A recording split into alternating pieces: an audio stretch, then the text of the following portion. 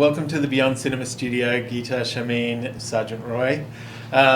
Firstly, just congratulations on having another film at a major festival for the two of you.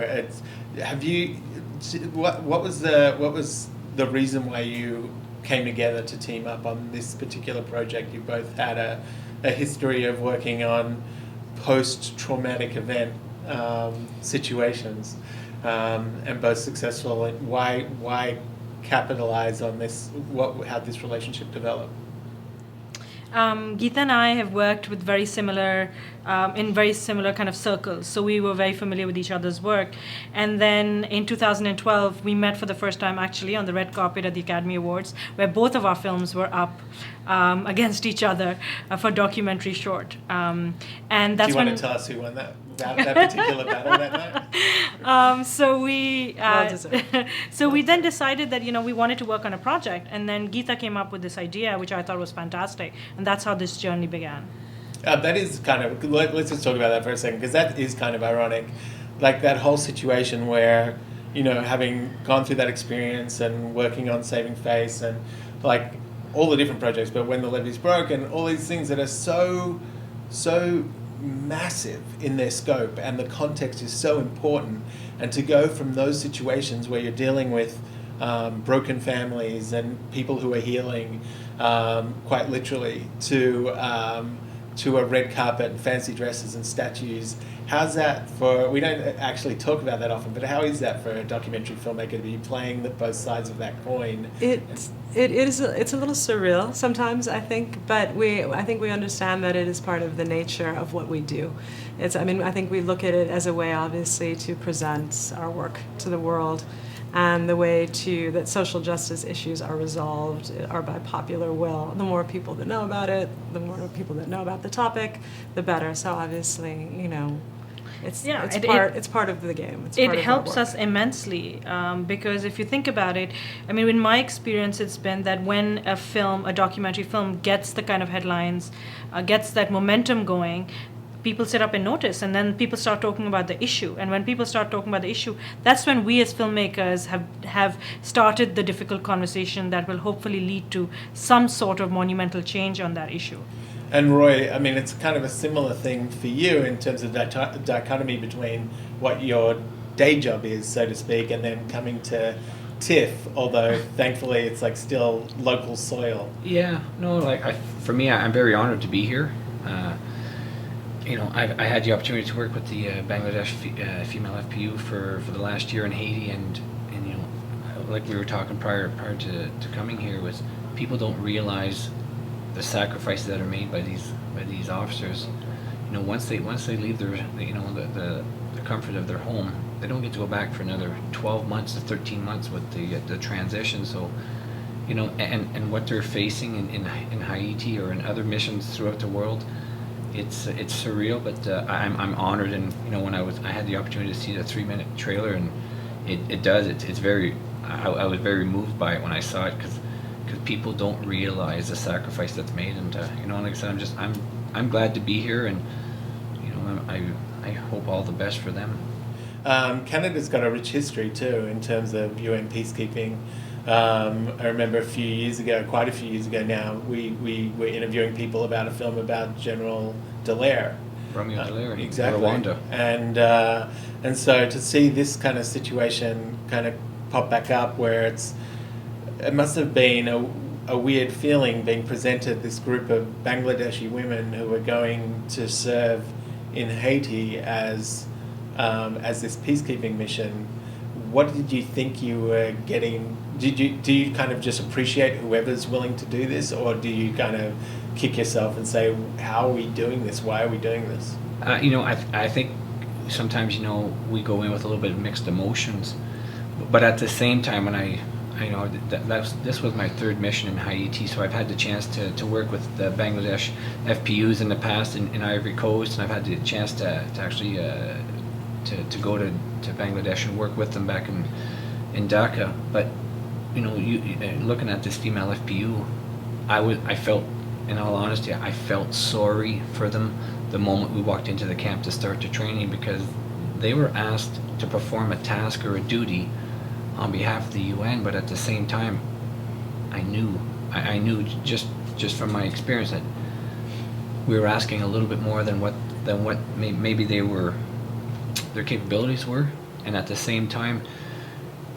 unless you're in Haiti and you're seeing the dangers that are associated with that mission, you can't just send somebody out into the field and expect them to perform a task, and not only to protect, their role is to protect UN personnel and UN property, but to protect themselves. So I felt sorry for them in that sense, that it was a daunting task that they were assigned, but my job, and I think we did a good job in regards to preparing them, opening their eyes to the dangers that these missions face, and as well just giving them that confidence, to be able to go out there and deal with situations. And personally, how do you go back time and time again to Haiti, and like how do you prepare yourself for that?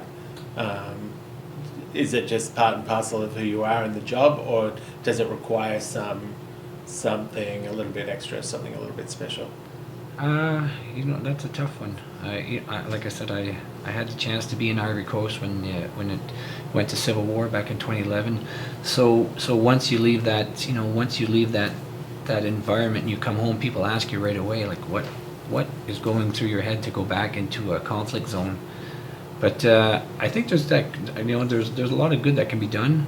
As Canadian peacekeepers, our job is to mentor, to train, to provide that guidance, and I truly believe in what we're doing over there. So for me, it was just a matter of the support of my wife and my family and friends, and to be able to given that opportunity. First of all, working for the Ottawa Police Service, to be given that opportunity to once again go back and do my contribution. To me, it was a simple decision. And would I go back again? I sure would. Would I go back to training with the Bangladesh? In a heartbeat.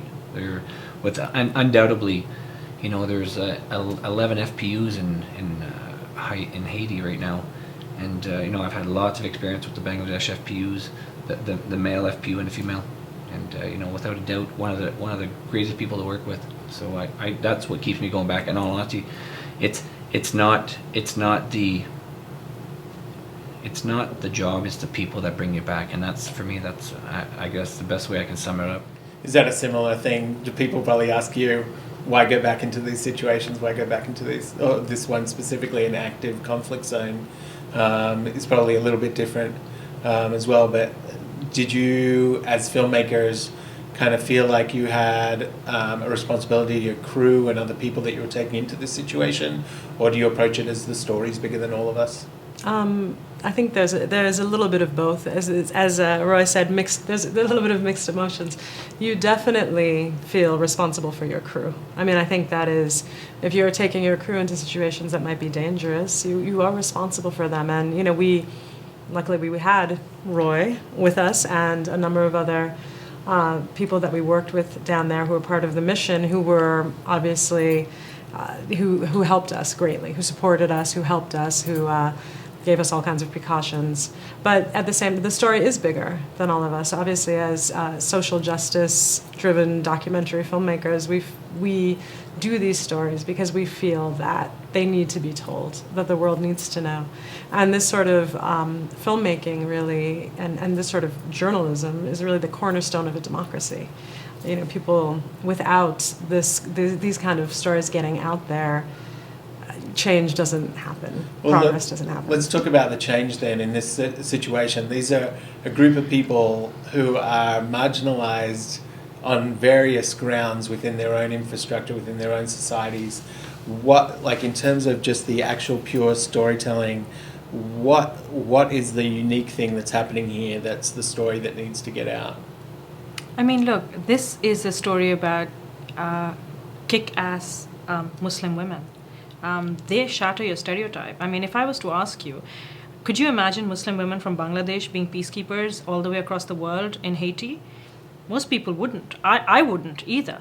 This is a story not only about shattering the stereotypes, but also appreciating the fact that women that come from certain countries are able to walk with the rest of the world, and not only go forward in representing their own country, but that they themselves are willing to take personal risks to be on the front lines. I mean, it's not easy for a woman from that part of the world to leave her children and her husband to go and serve her country, but she does it. And it's not often that you see, whether it's in the East or the West, that busloads of women going off to be peacekeepers and men carrying babies and men with tears in their eyes sending them off. That to me is the most powerful image that can come out, that can show the equality that can exist between men and women in that part of the world. When these women went off to Haiti, they may not have been trained as well as some of the other women could have potentially been. They may not have had the confidence, but they took the first step. And once they went there with the training, with what they saw, they had so much personal growth. And when they came back to Bangladesh, they will, and as we're seeing, they're not only influencing their own police stations or their own families, but they are becoming role models for an entire generation of other women that are growing up in that country. And that's a powerful message to send. Absolutely. I think it's important on many levels, even for the country of Bangladesh itself, because people see that as a beneficiary of aid rather than a provider of services or a provider of this sort of quote-unquote muscle. That's right. So you're operating on so many different levels, which I truly respect on this film. I think that if we don't empower these countries that we think of traditionally as aid recipients, then we can't change their level of confidence, exactly as you're saying. And if we can change their level of confidence, then we change everything that they think about their own futures. Absolutely. So I just want to thank you again for making this movie and for bringing it to TIFF and for spending a few minutes with us. Thank you so much. Thank you. Cheers. Thank you.